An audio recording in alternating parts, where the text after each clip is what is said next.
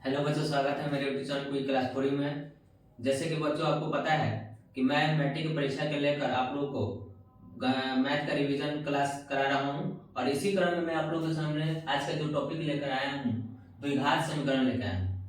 तो बच्चों आप लोगों को कभी कभी दिक्कतें आ जाती हैं कि द्विघात समीकरण में आपको प्रश्न पूछ देता है कि इसे द्विघात सूत्र की सहायता से आपको इसे शून्य ज्ञात करें। तो कभी कभी ऐसा भी देता है कि श्रीधराचार्य सूत्र से आप शून्य ज्ञात करें।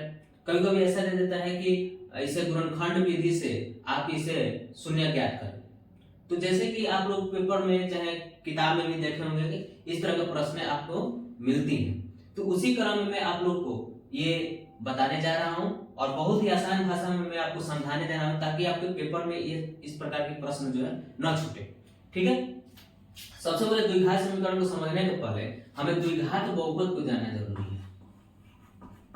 द्विघात बहुपद, कभी कभी आप लोग कंफ्यूज हो जाते हैं कि द्विघात बहुपद और द्विघात समीकरण में क्या अंतर है। द्विघात बहुपद और द्विघात समीकरण में क्या अंतर है। जैसे द्विघात बहुपद ये होता है कि जिस अगर चर का पावर में 2 होता है उसे हम द्विघात बहुपद करें। लेकिन द्विघात समीकरण क्या होता है, जैसे कि एक एग्जांपल लेते हैं। अगर x square plus 2x plus 1 ये आपका एक द्विघात बहुपद है। लेकिन इसी को अगर हम x square plus 2x plus 1 बराबर 0 लिख दें तो इस तरह से हम कह सकते हैं कि यह एक द्विघात समीकरण है। इसी तरह से त्रिघात बहुपद होता है और त्रिघात बहुपद से त्रिघात समीकरण होता है। फिलहाल आप लोगों को मैं द्विघात समीकरण बताने जा रहा हूं। तो इस वीडियो में हमने 2 तरह के शून्य निकालने को सीखेंगे। सबसे पहले सीखेंगे कि हम गुणनखंड विधि से कैसे निकालें और फिर हम द्विघात सूत्र का प्रयोग करके हम लोग निकालना सीखेंगे। तो इसी क्रम में सबसे पहले हम लोग द्विघात सूत्र जो क्या होता है उसके बारे में जानते हैं। चलिए अब हम द्विघात सूत्र को लिखते हैं और फिर हम देखते हैं कि क्या क्या चीजें होती हैं। शून्य बराबर होता है -b plus minus root under B square minus 4ac बटा 2a। ये फॉर्मूला आपकी किताब में भी मिल जाएगा। लेकिन इस फॉर्मूला को यूज न करके हम एक बहुत ही आसान फॉर्मूला का यूज करके हम द्विघात समीकरण का शून्य निकालना सीखेंगे। ठीक है, तो मान लीजिए कि माना कि यहां लिखते हैं, माना कि अल्फा और बीटा द्विघात समीकरण क्या होता है। द्विघात समीकरण का व्यापक रूप a² plus bx plus c बराबर 0 का शून्यक है। क्या है? शून्यक है। यहां लिखेंगे अल्फा बराबर -b plus root under B square minus 4ac बटा 2a। इसको हम लोग इस तरह से भी लिख सकते हैं, -b plus root under d बटा 2a। बीटा बराबर क्या होता है? -b minus root under B square minus 4ac बटा 2a। इसको हम ऐसे भी लिख सकते हैं, -b minus root under d बटा 2a। बच्चों आप लोग का जहन में एक बात आ रहा होगा कि सर ने बी स्क्वायर माइनस 4ac के जगह पे d क्यों लिख दी। ऐसा इसलिए लिखें कि आपको प्रश्न पत्र में कभी कभी दे देता है कि विवेचक ज्ञात करें। विवेचक ज्ञात करें, विविक्तर ज्ञात करें या डी ज्ञात करें। ऐसा आपको प्रश्न मिलेगा और इस वीडियो में मैं ऐसा प्रश्न भी कराऊंगा। ठीक है, तो d बराबर जो होता है बी स्क्वायर माइनस 4ac होता है। ठीक है, और आपको किताब में भी देखे होंगे कि ऐसे आपको किताब में मिल जाएगा कि d बराबर 0 है तो मूल क्या है, समान है क्या, समान है। d अगर d से अगर जीरो से छोटा है तो इसका मूल समान होता है कैसे, उसको भी मैं इस वीडियो में बताऊंगा। ठीक है, तो सबसे पहले जानते हैं कि ये जो फॉर्मूला है इसको हमने शॉर्ट कट में इसको हमने ऐसे लिख दिया और इसी फॉर्मूला का यूज करके हम लोग बहुत ही आसानी से इस द्विघात समीकरण से हम लोग शून्य निकालना सीखेंगे। ठीक है, तो इसे आप नोट कर लें और या स्क्रीनशॉट ले लें। चलिए अब द्विघात सूत्र पर हम एक सवाल लिए हैं और इस सवाल को जो है हम द्विघात सूत्र का प्रयोग करके हम शून्य निकालेंगे। ठीक है, तो सबसे पहले बनाने के पहले हम लिखेंगे हल में माना कि 2x² प्लस 7x प्लस 5 बराबर 0 का शून्यक, यहाँ पर आप देख रहे हैं कि हम मूल भी लिखे हैं और शून्यक भी लिखे हैं, तो शून्यक को भी हम क्या कहते हैं, मूल कहते हैं। ये दोनों चीजें लिखने की जरूरत नहीं है, आप दोनों में से कोई एक चीज लिख सकते हैं, शून्यक लिख सकते हैं या मूल लिख सकते हैं। तो क्या है, माना कि इतना का शून्यक या मूल क्या है, अल्फा और बीटा है। ठीक है बच्चों, ऐसे लिख लेना है। उसके बाद से हम यहां लिखेंगे, यहां a बराबर, b बराबर और c बराबर। हम सबसे पहले a छाटेंगे, b छाटेंगे और c छाटेंगे। आप लोग बच्चे कहेंगे कि सर मैं कैसे छाट पाऊंगा, ये a क्या होता है, b क्या होता है और c क्या होता है। तो मैं आपको बहुत आसान तरीकों से मैं बताऊंगा कि ये a कैसे छाटेंगे, b कैसे छाटेंगे और c छाटेंगे। इसको समझने के लिए सबसे पहले हम इसका द्विघात समीकरण का व्यापक सूत्र हम जानेंगे। ठीक है, तो ax plus bx plus c, ठीक है, बराबर 0। ये क्या है, ये व्यापक सूत्र, सूत्र है, व्यापक सूत्र किसका, तो द्विघात समीकरण का।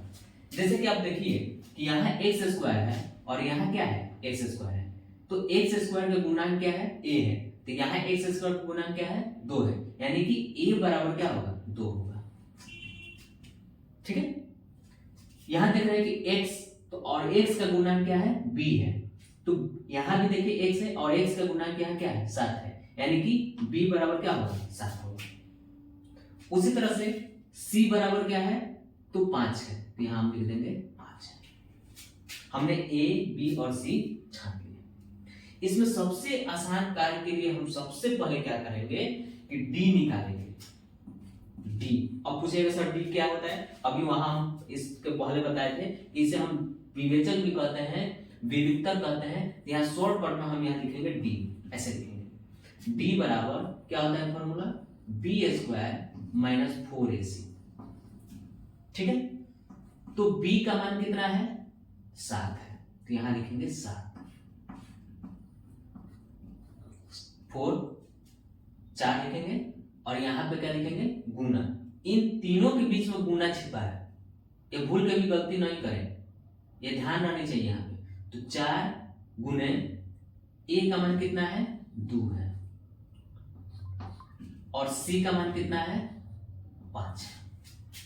ठीक है, लिखेंगे 7 के स्क्वायर का मतलब होता है 7 के पावर अगर 2 है तो 7 गुने 7 होता है, 7 सत्ते 49 होगा, न कि 7 गुने 14 होगा। बहुत सारे बच्चे ऐसे गलतियां कर देते हैं कि 7 गुने 14 ऐसे कर देते हैं, तो ये सब नहीं करनी चाहिए। 7 के पावर 2 का मतलब कि 7 को 2 बार गुना, तो 7 सत्ते 49 माइनस 4 दूनी 8 और 8 बचे 40, इन तीनों को गुना करना है एक साथ, कितना हो जाएगा 40, और यहाँ d का मान कितना निकल कर आएगा 9।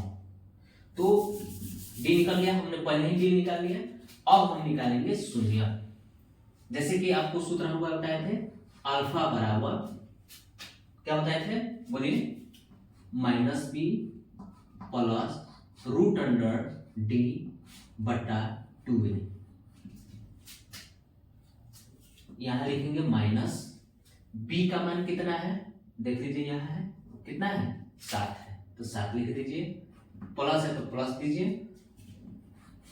d का मान कितना है, तो d अभी हम यहां निकाले हैं, यहां निकाले हैं, d कितना है 9 है, यहां लिख देंगे 9 बटा 2 गुने ए का मान कितना है, ए का मान 2 है, तो यहाँ 2 रख देंगे। अब इसको सॉल्व करें, -7 प्लस 9 का वर्गमूल निकले। हाँ, ये बात ध्यान रखनी चाहिए कि जब भी डी का मान आप यहाँ रखें तो ऐसी संख्या आएगी जिसका वर्गमूल निकलेगा। जैसे कि अभी 9 हो सकता है कि आपको यहाँ 9 आए, 16 आए, हाँ, या 36 आए, तो ऐसी संख्या आएगी जिसका वर्गमूल निकलेगा। तो आपको यहाँ इसका वर्गमूल निकालना है। बहुत सारे बच्चे गलतियां करेंगे कि 9 में से 7 घटा देंगे, नहीं, ये गलती नहीं करना है। 9 का वर्गमूल निकालिए पहले, तो कितना हुआ 3, और इसको करिए 2 दूना 4, -7 में से 3 को घटाइए तो -4, 4/4, इसको कटा दीजिए, कितना आएगा -1, यानी कि अल्फा का मान जो है आपका कितना आ गया -1। ठीक है, अब हम क्या निकालेंगे, बीटा। तो बीटा का फॉर्मूला कैसे होगा, कुछ नहीं है, बहुत आसान है। बीटा का क्या होगा -b प्लस यहाँ है ना, तो यहाँ प्लस के जगह पर हमको सिर्फ क्या लगा देना है -d/2 है, बस इतना ही करना है। -b माइनस d का मान कितना है, अभी d का मान यहाँ निकला है, देखिए 9, यहाँ लिख देंगे b के जगह पे हम यहाँ 7 रखेंगे, और d का मान क्या है 9/2 गुने a का मान कितना है 2 है, -7 माइनस, यहाँ फिर वर्गमूल निकालेंगे। ये गलती कभी नहीं करें, यहाँ वर्गमूल निकालना पड़ेगा आपको। तो वर्गमूल 9 का वर्गमूल कितना होता है 3 होता है, बटा 2 दूना 4। अब यहाँ दोनों माइनस में, तो दोनों माइनस है तो इसको जोड़ लेते हैं, तो -7 और -3 को जोड़ लीजिए, कितना हो गया -10/4। इसको कटा दीजिए, -5 बटे कितना होगा 2। इस तरह से अल्फा का मान जो आया -1 आया, और अल्फा ये बीटा का मान कितना है -5/2 है। तो अब जो है आप पेपर में नीचे में लिख दीजिए, अतः शून्य क्या क्या शून्य निकला है -1 और -5/2, यही आपका क्या होगा शून्य होगा। तो इस तरह से हम शून्य निकालना सीख गए, और किस सूत्र से, द्विघात सूत्र से, या इसको श्रीधराचार्य सूत्र से। आपके प्रश्न पत्र में द्विघात सूत्र को हटा के आपको श्रीधराचार्य सूत्र दे देगा, तो यही श्रीधराचार्य सूत्र है। बच्चों, अब हम देखेंगे कि मूल प्रकृति पर कैसे आधारित प्रश्न पूछता है। जैसे कि यहाँ लिखा हुआ है कि x² + 6x + 9 = 0 एक द्विघात समीकरण है, तो मूल की प्रकृति क्या होगा। तो इस दोनों को प्रश्न को बनाने के पहले सबसे हम पहले इन तीनों जो नियम है इसको हम सबसे पहले देख लेते हैं।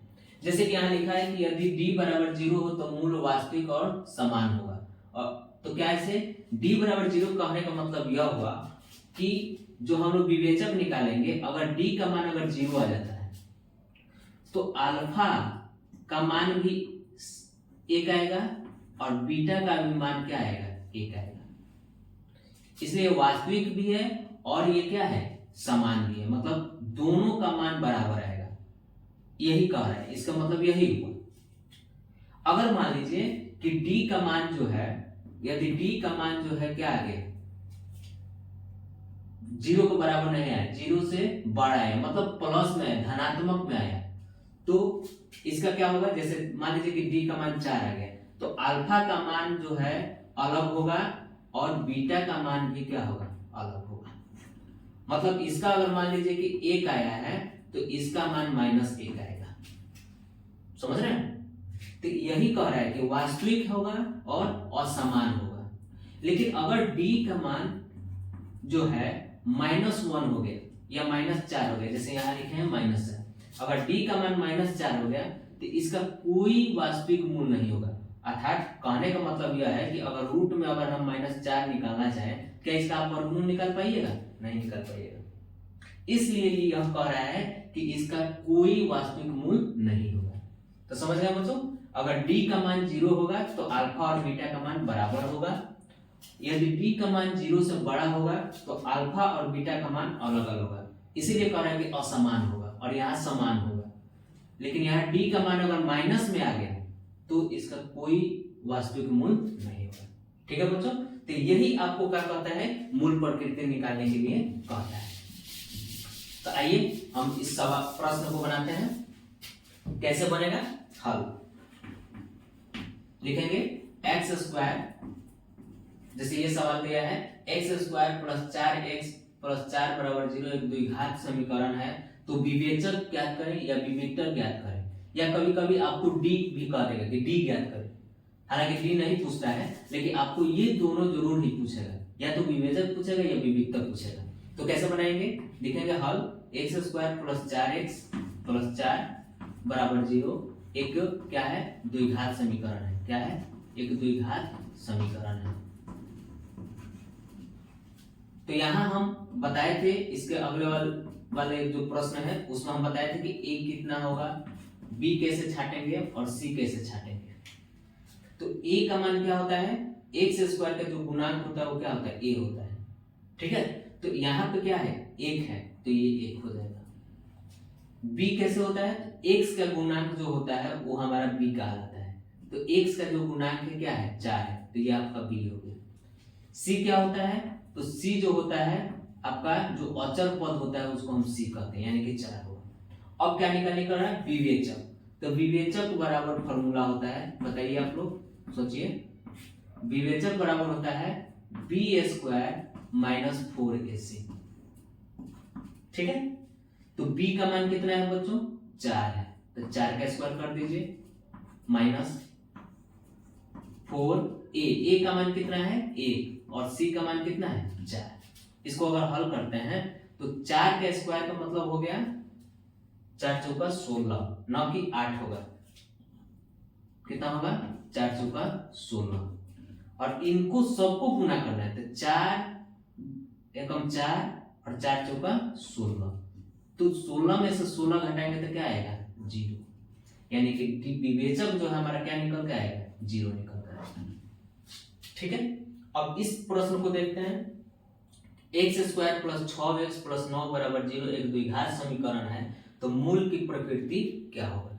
तो इस मूल की प्रकृति को भी ज्ञात करने के लिए हम सबसे पहले विवेचक निकालेंगे। तो कैसे करेंगे, लिखेंगे हल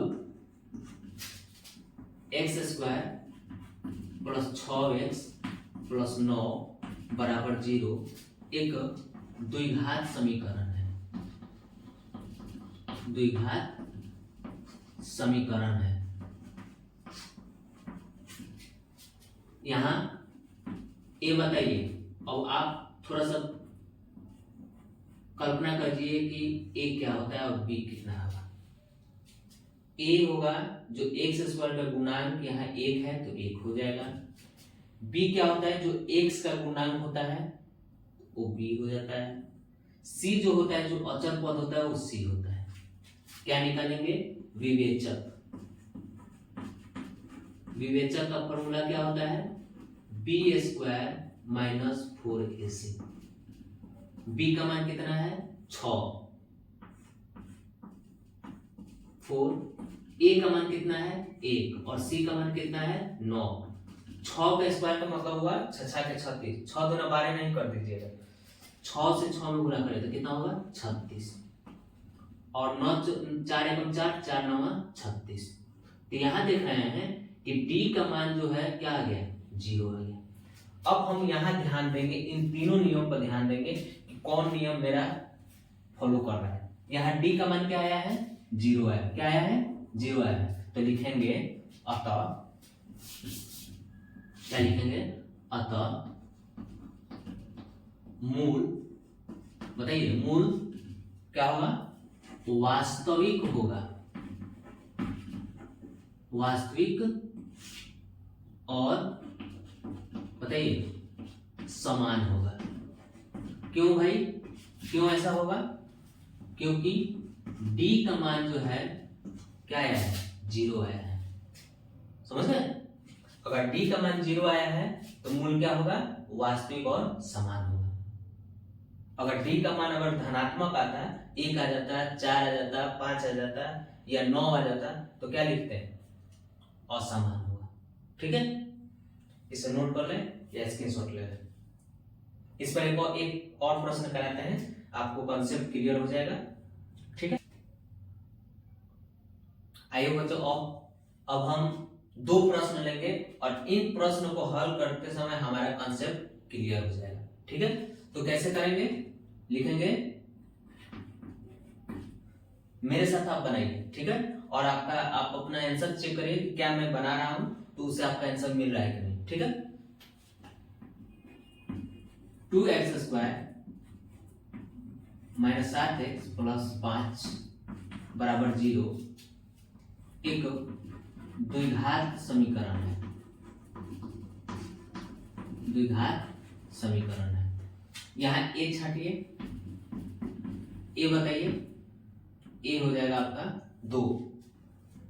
b क्या होगा, तो b जो होता है x का गुणांक 7 नहीं होगा, -7। ध्यान रहना चाहिए, ऐसा अगर माइनस में प्रश्न आए तो थोड़ा सा ध्यान रहना चाहिए कि b का मान जो है -7 होगा और c का मान कितना होगा, 5 होगा। तो क्या होता है, विवेचक बराबर क्या होता है फॉर्मूला, विवेचक बराबर होगा b² - 4ac। चलिए, b का मान क्या है, तो -7 का स्क्वायर -4, a का मान क्या है 2 और c का मान क्या है 5, 7 × 49।